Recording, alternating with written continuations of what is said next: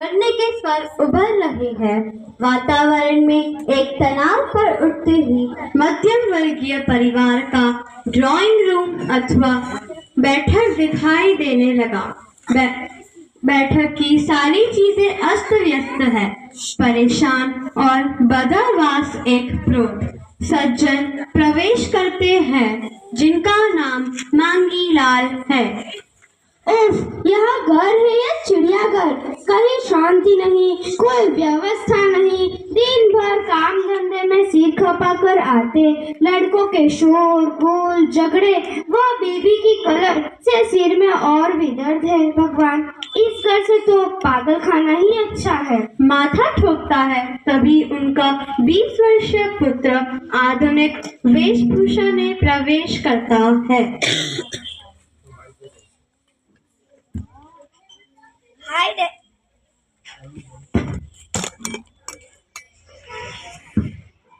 Dad, आप सिर पर रख कर क्यों बैठे हैं? तो क्या कमर पे हाथ रख के नाचूं?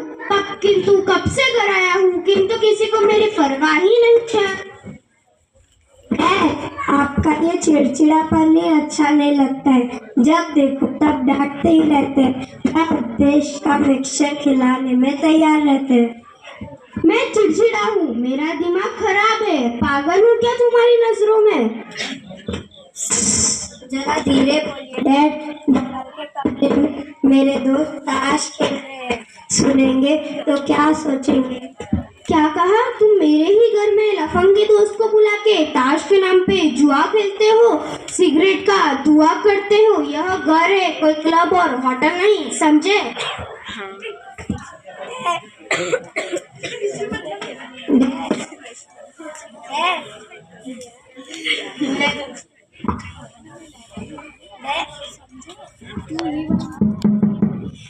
डैड, अपनी लेक्चरबाजी बंद कीजिए। आइंदा आपने मेरे दोस्तों के खिलाफ एक शब्द भी कहा तो ठीक नहीं होगा। क्या कहा? मैं अपनी जुबान बंद रखूं? एक बेटा ही अपने बाप को डांटता है? क्या यही तुम्हारी शिक्षा है? क्या यही तुम्हारी संस्कृति है? शिक्षा और सभ्यता के नाम पर आप नई पीढ़ी को गुलाम बनाकर नहीं रख सकते रहे। हमारी जिंदगी खाने पीने और मौज मस्ती करने की है, आपकी बातें सुनने की नहीं।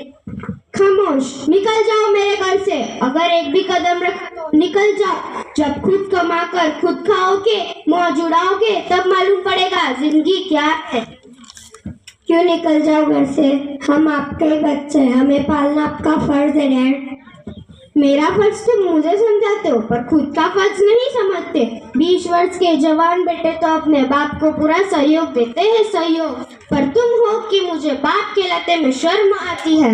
अचानक 3-4 नव पीढ़ी के नवयुवक जो दिनेश के दोस्त हैं, बगल के कमरे से दौड़कर आते हैं और उनमें से एक बोलता है, क्या बात है दिनेश? What happened? कुछ नहीं यार, मेरे पापा ऐसे बोलते रहते हैं।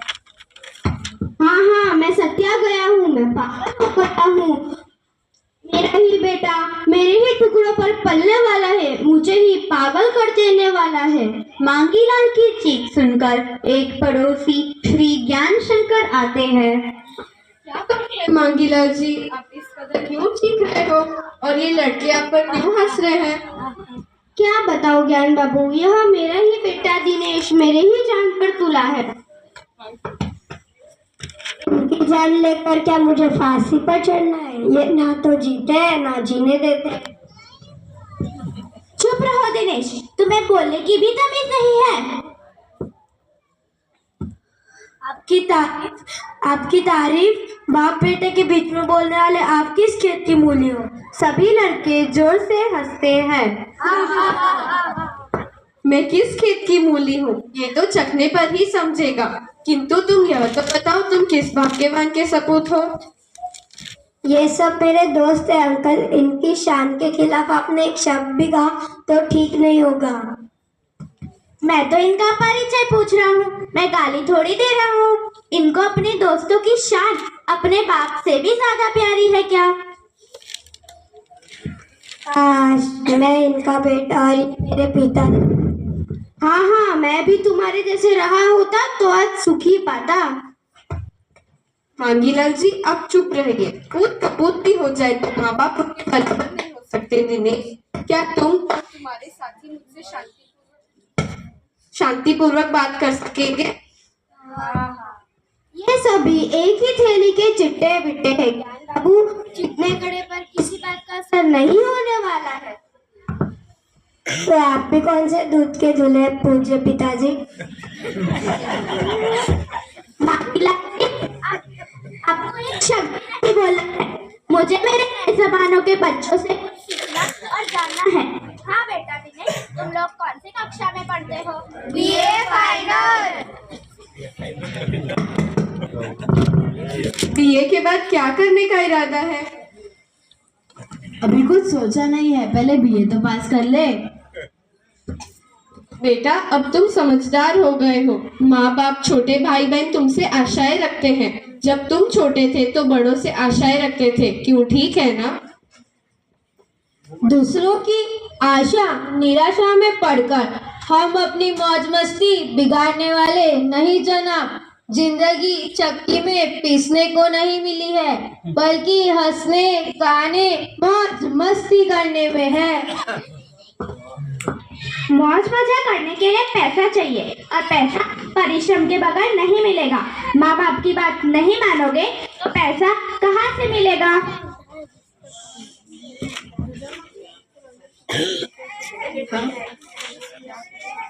हाँ, हम सभी शिक्षित हैं। कोई नौकरी धंधा करके भी जी लेगा, पर ऐसी गुलामी में नहीं जिया जाता। बेटा, क्या बड़ों का अनुशासन गुलामी होता है? उनका अंकुश तुम्हारे हित के लिए ही होता है। हमें अपने भले बुरे की पहचान है। हम कोई दूध पीते बच्चे नहीं जो हर बात पर आपकी टोक सुनते रहे। छोटी छोटी बातों पर बड़े बच्चों को बात टोकना, यह मैं उचित नहीं मानता। क्या सिगरेट पीने से मना करना भी जुर्म है? क्या शांति बनाए रखना और कहना भी अपराध है? क्या बाप की बात मानना और समझना भी क्या पागलपन है? हाँ हाँ, स्वतंत्र भारत के नागरिक है। आजादी हमारा अधिकार है। हम अपने जीने से स्वतंत्र हैं। स्वतंत्रता शब्द का अर्थ उच्चता तो नहीं होता। स्वतंत्रता से हम जीना चाहते हैं तो दूसरों के अधिकार को समझना होगा। सापेक्षता के साथ ही स्वतंत्रता मिल सकती है ना? आप कहना क्या चाहते हैं? मैं यही तो कहना चाहता हूँ कि स्वतंत्रता में सीमा और मर्यादा होती है। मर्यादा ही स्वतंत्रता के अधिकार को छीन लेती है। समाज और कानून के सामने तुम अपराध हो। भारतीय संविधान में व्यक्ति को मूलभूत अधिकार दिए गए हैं। जनाब, आप पहले उन्हें पढ़िए। मैंने उन्हें पढ़ा है बेटे, पर तुमने अधिकार के साथ कर्तव्य के अध्याय को नहीं पढ़ा लगता है। अंकल, सही बात तो यह है कि हम केवल सिनेमा या खेल कूद के कॉलम या पत्र पत्रिका ही देखते हैं।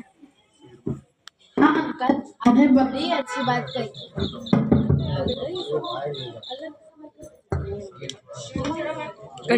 हाँ अंकल, आपने बड़ी अच्छी बात कही है। न केवल हम युवकों को ही नहीं बल्कि बड़े बूढ़ों को भी अच्छी शिक्षा दी है। निष्प्रशासन फिर अनुशासन, क्या मौके की बात कही है तुलसी जी ने। चुप रहो यार। अंकल, ये तुलसी जी कौन है और किस संदर्भ में यह नारा दिया है? आचार्य तुलसी युग प्रधान धर्माचार्य हैं। जैन श्वेतांबर तेरहपंथ धर्म संघ के वे 9वें आचार्य हैं, जिन्होंने पूरी मानव जाति में आत्म शुद्धि और जीवन शुद्धि के अनुरत आंदोलन के माध्यम से उपदेश दिया है।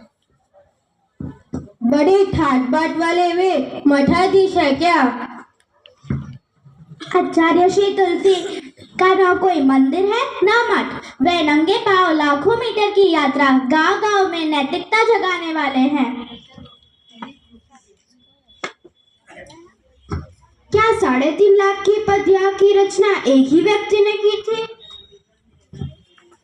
सचमुच ये आश्चर्य की बात है, किंतु सत्य है। चिंतन मनन और ज्ञान के उस अद्भुत व्यक्ति के अनेक पहलू हैं। वह साधक, योगी, अनुशासन, कवि आदि अनेक आयामी व्यक्तित्व से संपन्न है।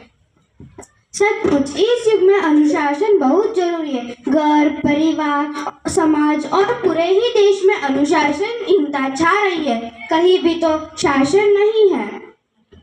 निज पर शासन फिर अनुशासन, निज पर शासन फिर अनुशासन, निज पर शासन फिर अनुशासन।